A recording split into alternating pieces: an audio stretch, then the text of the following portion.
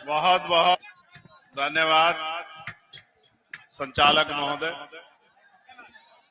All India Muslim personal law board और इमारत सरिया और अन्य संगठनों के द्वारा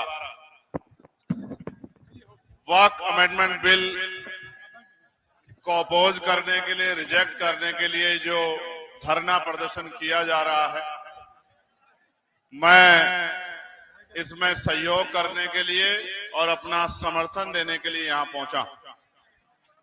प्यारे साथियों, इस मंच पर बहुत ही जिम्मेदार शख्सियतें बैठी हुई। मैं इस तरह से सरकार की इस कार्रवाई को समझ पाया हूं कि अगर किसी को कमजोर करना हो, किसी को बर्बाद करना हो, किसी को नुकसान पहुंचाना हो, तो लाठी से मारने की जरूरत नहीं। उसकी आर्थिक ताकत को कमजोर कर दो, उसकी ताकत को इतना कमजोर कर दो कि वो घुटनों पे आ जाए। सरकार ने सोची समझी नीयत से किया है। जिस दिन ये बिल, अमेंडमेंट बिल पार्लियामेंट में आया था, उस दिन भी हमारी party Azad Samaj party Bhim army इसके विरोध में खड़ी थी। और जब जब जेपीसी ने के मेंबर कहीं भी गए हो कमेटी के, चाहे बिहार आए हो, झारखंड आए गए हो, हमारी पार्टी के लोगों ने मेमोरेंडम देके अपना विरोध दर्ज कराया था। और अब जब सार्वजनिक रूप से चर्चाएं होने लगी हैं, तो हम सार्वजनिक रूप से भी मंच से ऐलाना इस बात का ऐलान करते हैं कि हम इसका विरोध करते हैं। उसका एक कारण भी, हम संविधान को मानने वाले लोग, और संविधान ने हर धर्म को धार्मिक आजादी दी। आर्टिकल 24, 25, 26, आर्टिकल 14, 15, 16, 17, 18, 19 वो लोगों को प्रोटेक्ट करता है, ताकत देता है, उनको अवसर देता है विरोध करने का, आगे बढ़ने का, तरक्की करने का, अपने अधिकारों का संरक्षण करने का। लेकिन इस सरकार की नीयत ठीक नहीं है। कल मुझसे कोई पत्रकार ये कह रहा था कि मोदी जी ने सौगात दी है, ईद पे किट दे रहे, तो मैंने उनसे कहा, सियासत इस कदर लोगों पर एहसान करती है, पहले आंखें छीन लेती है, फिर चश्मे दान करती है। एक तरफ वक्फ के इस अमेंडमेंट को लाके मुसलमानों से उनके कब्रिस्तान, उनकी खानका, उनकी मस्जिदें, उनकी जगह को छीना जा रहा है, उनको लूटने का प्रयास किया जा रहा है। दूसरी तरफ किट देके हमें बेवकूफ बनाने का प्रयास किया जा रहा है कि हमारे जख्मों पे नमक छिड़कने जैसा। हम इनकी बातों में नहीं आएंगे। हमें संविधान ने प्रोटेक्शन का अधिकार दिया है, प्रोटेस्ट का अधिकार दिया है। हम अपने आप को प्रोटेक्ट भी करेंगे और हम बड़े से बड़े धरना प्रदर्शन करके इस सरकार को चैलेंज भी करने का काम करेंगे। और मैं बहुत जिम्मेदारी से कह रहा हूं, बहुत जिम्मेदारी से कह रहा हूं, एक बार जीवन मिलता है, बार बार नहीं मिलता। जीवन इसलिए याद रखा जाता है कि आपने क्या किया।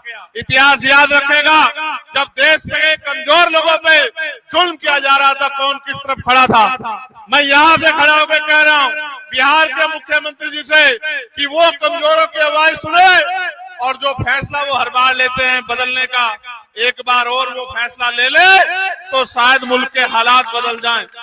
मेरे आज भी याद है, लोकसभा चुनाव से पहले मैं यहाँ आया था, मैंने उनसे आग्रह किया था कि आपकी छवि बहुत अच्छी है, आपको देश में शक्ति का निर्माण करना चाहिए, सारे दलों को इकट्ठा करना चाहिए। उन्होंने बात तो मानी, लेकिन अंत समय पे वो बदल गए।